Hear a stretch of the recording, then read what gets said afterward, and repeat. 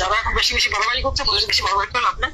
দেখো ডিসেম্বর পর্যন্ত তোমাদের ওই শিক্ষক টিকিটা তো দেওয়া হবে না। আর এই যেটা লাফালাফি করছে একটা অস্ত্র থাকবে না।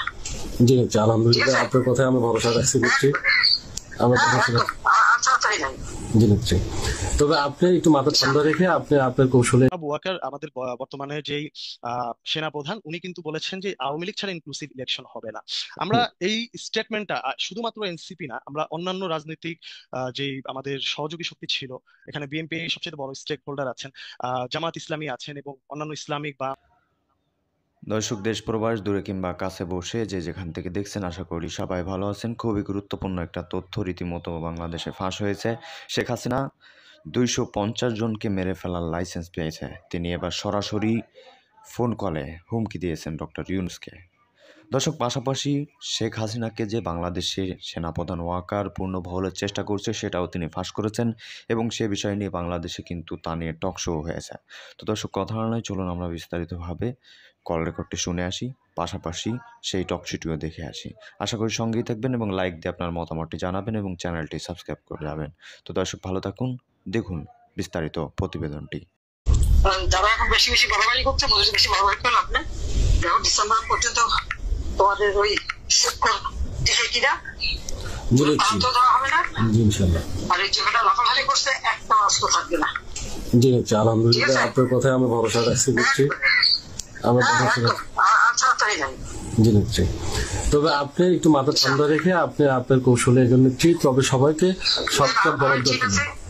আমি সবাই বলছি আপনি তোরা খালি সতর্ক করে কিছু বলো না। জি নিচ্ছি ওরা ফেল করবে, আর যদি আমরা কিছু করি তাহলে বলে যে আমাদের জন্য পারে না, সেটা বলতে হবে। আমরা বলার মুখ নাই। জি নিচ্ছি জাতীয় আন্তর্জাতিক ভাবেও ওই যে সুখকর ইউনূসের কোটি কোটি চেহারা অলরেডি বাংলার মানুষ বুঝতে পারছে, কিন্তু ভয় থেকে মুখ খুলতেছে না নিচ্ছি। না, এখন ভয় পাওয়ার কিছু নাই, ওদের ভয় দিতে হবে, সেভাবে প্রস্তুত না। জি ইনশাল্লাহ নিচ্ছি। তবে আমাদের ওই যে গোবিন্দগঞ্জের কালাম ভাই এমপি আর আমি উপজেলা চেয়ারম্যান বর্তমান ছিলাম নিচ্ছি। আমি ইউনিয়নের চেয়ারম্যান ছিলাম পরপর দুবার। আমি ছাত্রলীগের সভাপতি ছিলাম। ওনার বাড়ি গাড়ি সব জ্বালায় পুরা দিছে, আমারও বাড়ি গাড়ি সব জ্বালায় পুরা দিছে নিচ্ছি। আমাদের অসংখ্য মামলা দিছে। আপনি শুধুমাত্র আমাদের জন্য দোয়া রাখবেন। একটা কথা আমি বলি, তোমাদের মোকাবিলা করেছে কি? ওই ওরাই নিচ্ছি, সবাই জামাত বিএনপি সকলে। হ্যাঁ আছে, জি আছে। তাহলে সবকিছু কি প্রকাশ্যে করতে হয়? জি না নিচ্ছি, জি জি নিচ্ছি। কিন্তু একটা সংশয় নিচ্ছি, মাননীয় নিচ্ছি, সেটা হচ্ছে গোবিন্দগঞ্জ উপজেলা আওয়ামী লীগের সভাপতি এবং সেক্রেটারি, তাদের নামে একটি মামলাও হয়নি, কিংবা তাদের বাড়ি ঘরে ওরা যায় নাই। ওরা কিভাবে এটাকে ওরা যেগুলি দেখে পোটেনশিয়াল, যেগুলি দেখে রিপ্রেজেন্টেটিভ, যে পরিমাণে শক্ত, তাদেরকে জি নিচ্ছি তালিকা করে, এগুলিকে সবাইকে কাউন্ট করে না। জি নিচ্ছি। সেই জন্য বললাম যে যাদের বাড়ি ঘর পড়েছে তাদের হিসাব নেওয়া হচ্ছে কার পথে আসছিল, আর আমার বাড়ি যদি পড়ে তোদেরও পড়বে। জি নিচ্ছি। তো আলহামদুলিল্লাহ নিচ্ছি, আপনার সাথে কথা বলে বুকটা ভরে গেল নিচ্ছি। আপনি ভালো থাকবেন। আর আপনি জি, আমার তো গোবিন্দগঞ্জ কেন, আমার তো সারা বাংলাদেশে 227টা মার্ডার কেস। জি নিচ্ছি। আমি বলছি সবাই তালিকা করো, তোমরাও তালিকা করো, কারণ অন্তত 227 জনকে মারার লাইসেন্স পেয়ে গেছি। জি নিচ্ছি। এক মামলা একটা যে শাস্তি, আর 100 মামলা সেই শাস্তি, তাই না? জি নিচ্ছি। তো ঠিক আছে, সেই শাস্তি নেবো, কিন্তু তার আগে ওই 100-200 হিসাব করে নেবো। জি নিচ্ছি, মাথায় থাকে ইনশাআল্লাহ।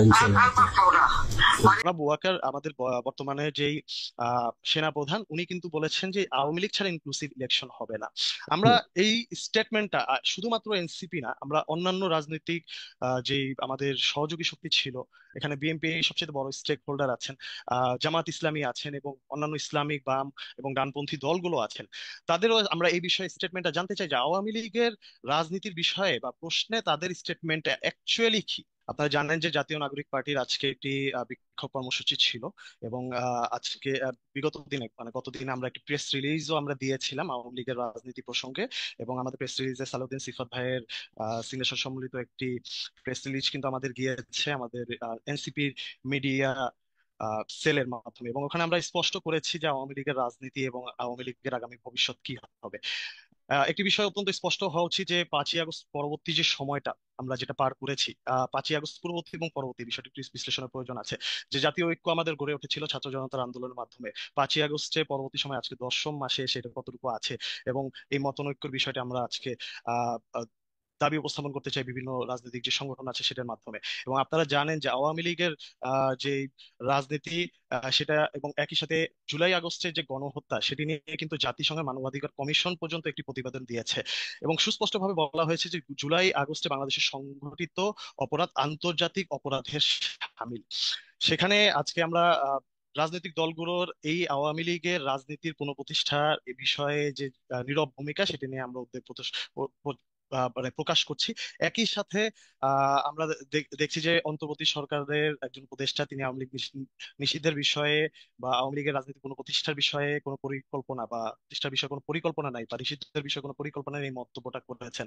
আরো অত্যন্ত স্পষ্ট ভাষায় বলে দিতে চাই যে জুলাই আন্দোলনের পরিপ্রেক্ষিতে এবং ছাত্র জনতার আন্দোলনের পরিপ্রেক্ষিতে কিন্তু এই সরকারটি গঠন হয়েছে। এটি কোনো গতানুগতিক সরকার নয়, এটি কিন্তু অভ্যুত্থান পরবর্তী বিপ্লবের মাধ্যমে আসা একটি মানে সরকার। এখানে কিন্তু আওয়ামী লীগের পতনটা কিভাবে হয়েছে? আওয়ামী লীগের পতন হয়েছে সাধারণ ছাত্র জনতার এক প্রকার ক্ষোভের বহিঃপ্রকাশ, এবং একটি ন্যারেটিভ সবসময় বলা হচ্ছে। এবং আজকে আমি দেখলাম আওয়ামী লীগের বেশ কয়েকজন স্ট্যাটাসও দিয়েছেন যে আওয়ামী লীগকে বাংলাদেশে নিষিদ্ধ করা সম্ভব নয়, আওয়ামী লীগকে বাংলাদেশে নিষিদ্ধ করা যাবে না, আওয়ামী লীগ বাংলাদেশে আহ জন্ম দিয়েছে, এই টাইপের কথা বলা হয়। কিন্তু আমরা বলতে চাই আওয়ামী লীগ বাংলাদেশে জন্ম হওয়ার পরে বাংলাদেশের মানুষের কতটুকু আশা আকাঙ্ক্ষা প্রতিষ্ঠা করতে পেরেছে।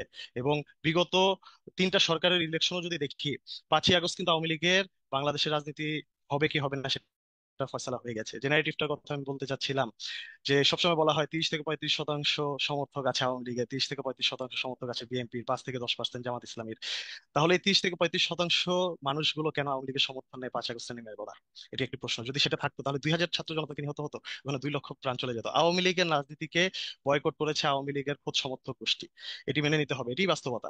আওয়ামী লীগের রাজনীতি 14, 18 এবং 24-এর ইলেকশনের মাধ্যমে তাদের দলীয়ত্ব প্রকাশ হয়েছে। আপনারা দেখেছেন 2014 সালের ইলেকশনে তারা 5%-এর কম ভোট পেয়েছে, 18 সালের রাতের ভোটে তাদের ইলেকশন করতে হয়েছে, 24-এর আমি বনাম।